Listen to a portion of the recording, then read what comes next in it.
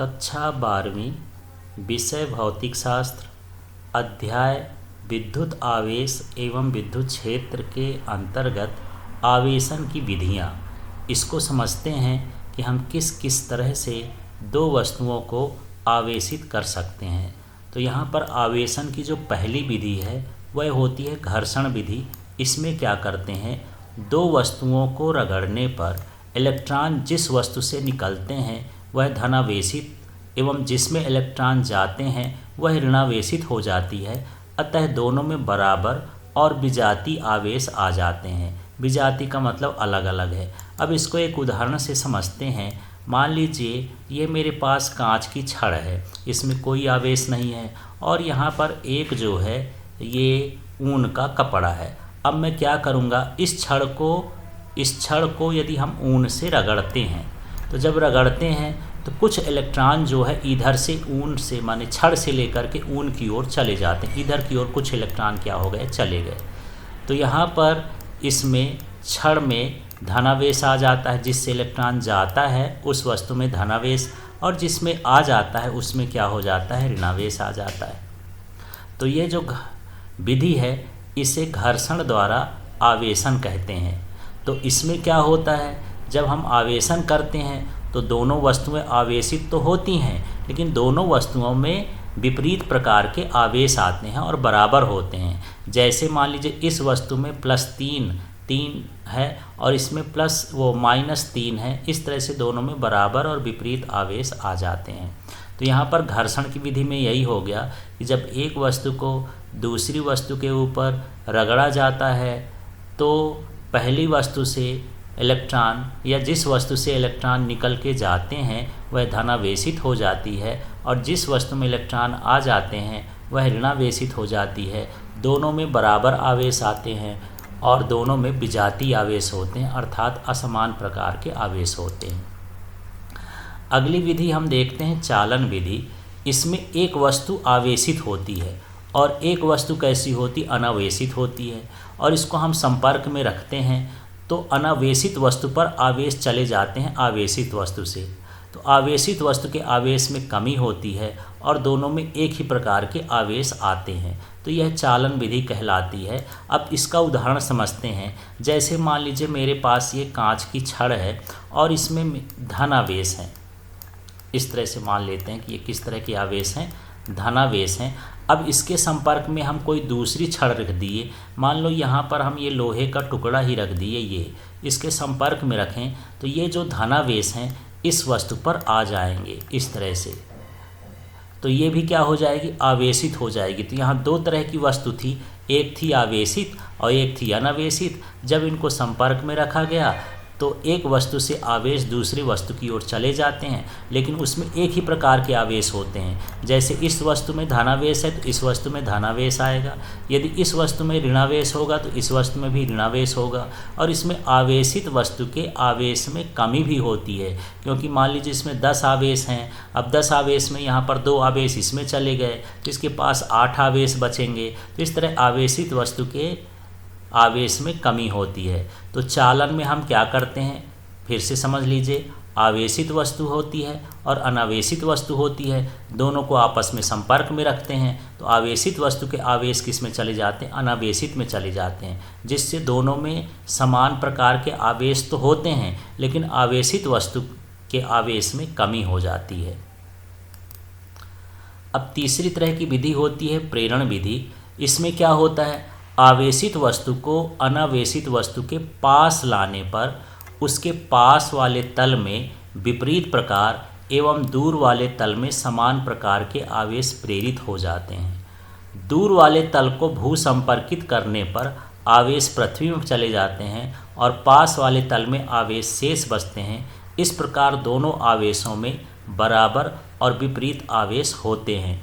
तो यहाँ पर हम ये देख रहे हैं कि यहाँ प्रेरण में एक वस्तु आवेशित है, दूसरी वस्तु अनावेशित है। इनको संपर्क में नहीं लाना है, मतलब इनको टच नहीं करना है, बस पास लाना है। जब हम पास लाते हैं तो जो अनावेशित वस्तु होती है उसके पास वाले तल में विपरीत प्रकार का आवेश आएगा और दूर वाले तल में समान प्रकार का आवेश आता है। तो यह कौन सी विधि कहलाती है, प्रेरण विधि कहलाती है। चलिए, तो यहाँ 3 विधि हो गई आवेशन करने की। घर्षण विधि हो गई, चालन विधि हो गई और प्रेरण विधि हो गई। अब यहाँ पर देखते हैं, अगला ये क्वेश्चन है, दो चालकों को प्रेरण विधि द्वारा किस प्रकार आवेशित किया जा सकता है। तो चलिए, यहाँ पर एक डायग्राम बना है। इस डायग्राम के अनुसार हम समझें कि कैसे दो चालकों को प्रेरण विधि से आवेशित करते हैं। तो सबसे पहला काम है कि आपको दो चालक लेना है। इनका नाम रख लेते हैं कि इसका नाम ए है, इसका नाम क्या है, बी है, और दोनों को आपस में संपर्क में रखते हैं। और ये जो नीचे का हिस्सा है ये विद्युत रोधी स्टैंड लगा होता है। तो यहाँ पर ये चालक है और जो नीचे का स्टैंड है ये कैसा है, कुचालक है।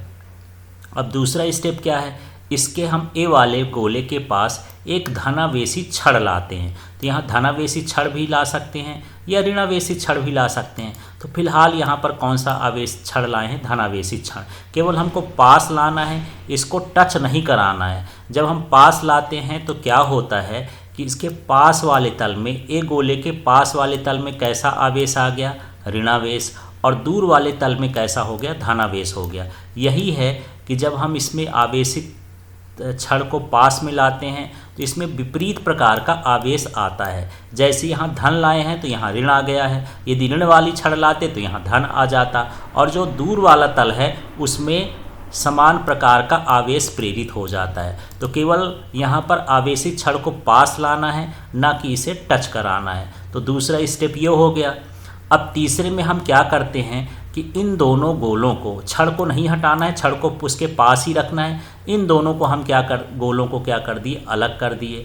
अब जब हम गोलों को अलग कर देते हैं और इसके बाद फिर हम इस छड़ को हटा लेते हैं। जब इस छड़ को हटा लेते हैं तो हम क्या देखते हैं कि इसमें जो ऋणावेश उत्पन्न होते हैं वो समान रूप से इसकी सतह पर पूरी तरह से वितरित हो जाते हैं। जब धनावेश होते हैं वो भी इसके समान रूप से वितरित हो जाते हैं। इस तरह दोनों चालक में आवेश आते हैं, लेकिन दोनों चालक में विपरीत प्रकार के आवेश आते हैं। इस विधि को हम क्या कहते हैं, प्रेरण विधि कहते हैं। और जो अभी हमने इसमें चित्र में देखा वही चीज़ हमको यहाँ पर लिखना है। तो चलिए यहाँ पर समझते हैं कि क्या क्या है। दो धातु के गोलों को कुचालक स्टैंड में लगाकर एक दूसरे के संपर्क में रखते हैं, जैसे अभी देख लिए। फिर पहले गोले के पास धनावेशी छड़ लाने पर उसके स्वतंत्र इलेक्ट्रॉन छड़ की ओर आकर्षित होते हैं, जिससे पहले गोले की आगे की सतह पर ऋणावेश तथा दूसरे गोले के पिछले सतह पर धनावेश प्रेरित हो जाता है। तो यहाँ पर आप समझ सकते हैं, ये वाले इस चित्र में हो जाएगा कि ये पहले गोले पर जो है ऋणावेश प्रेरित हो गया और दूसरे गोले पर क्या हो गया, धनावेश प्रेरित हो गया। अब इसकी तीसरी देखते हैं। तीसरे में क्या होता है, धनावेशी छड़ को बिना हटाए गोलों को कुछ दूरी तक अलग कर देते हैं। तो यहाँ पर हम देख रहे हैं कि ये छड़ को नहीं हटा रहे हैं और इन गोलों को हम क्या कर दिए, अलग कर दिए।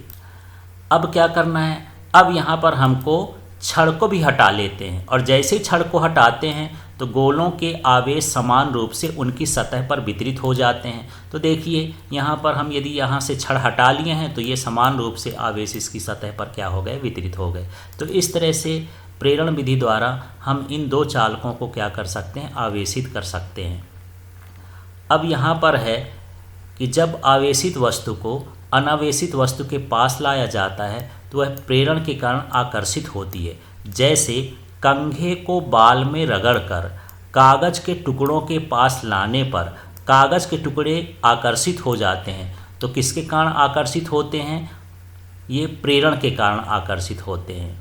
अब हम अगली चीज़, इसमें नई चीज़ एक और समझ लेते हैं कि ये भू संपर्कण क्या कहलाता है, जिसको हम सामान्य भाषा में अर्थिंग कहते हैं। तो ये क्या है, आवेशों को पृथ्वी के साथ साझा करना भू संपर्कण कहलाता है। फिर से देख लीजिए, आवेशों को पृथ्वी के साथ साझा करना भू संपर्कण कहलाता है। यदि हमारे पास अधिक आवेश हैं और उस अधिक आवेश को हम पृथ्वी में जाने देते हैं तो उस क्रिया को हम क्या कहते हैं, भू संपर्कण कहते हैं। अब ये भू संपर्कण या अर्थिंग बनाई कैसे जाती है, तो सबसे पहले देखिए यहाँ पर ये ज़मीन हो गई, ये वाला हिस्सा ज़मीन का है।